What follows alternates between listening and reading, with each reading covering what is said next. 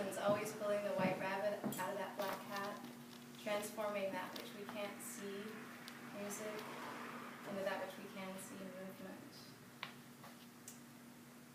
If you have ever seen a dancer on a stage, you've seen how they can move about space. If you've seen someone walk by the spotted cat, you've probably seen them do a little step ball change along the way. If you've ever seen your grandmama cooking up beans in the kitchen, she probably did a little sugar foot every now and then. These are all dancers, every one of them. And they're tapping into that magic that transforms time as well as space, because music is really the earliest clock. And they're able to speed it up and to slow it way down. And as that, they're time travelers. In Hindu mythology, Shiva, as Nataraj, plays the role, one of his roles is Lord of the Dance. You may have seen little murtis or sculptures of him in this shape. He also has a number of other arms.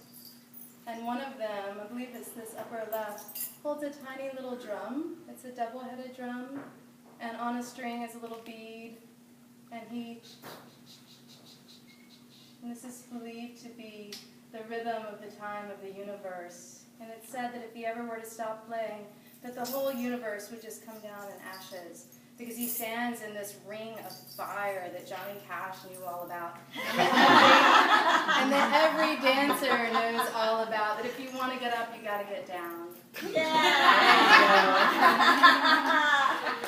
But Shiva, he's standing, not on the ground, but in fact, if you examine it, it's what appears to be initially a child, but upon closer examination, you realize that it's a man, but he's in the fetal position, and he's kind of curled up, and he's looking up at Shiva, and his eyes are opening, and this is what dance does. It awakens us.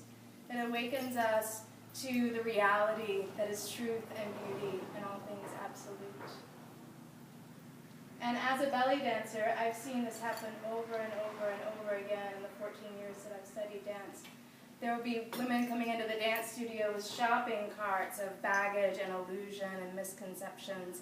My belly's too flabby, my hips are too wide, my arms are too long. And just within a few classes, usually, they start to realize that their bellies are this beautiful creature, and their hips are these beautiful sexual objects that can walk while they're standing still, and that their long arms become these amazing branches that just reach and reach and reach.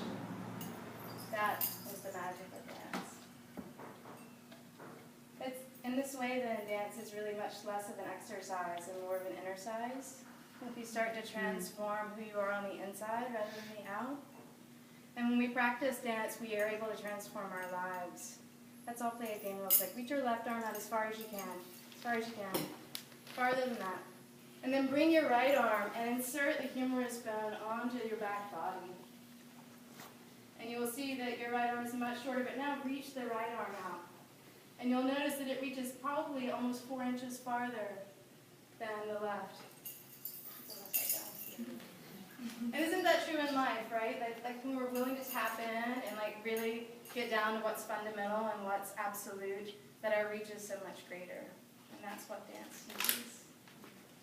When we practice balance, we practice standing on one leg, right? Inviting that balance to come into our lives, and we practice turning and spinning without getting dizzy, so that when that life is pulling us in every single direction, our children, our partners, our jobs, all of our obligations, we can just watch them all turn about us and stay right on our feet.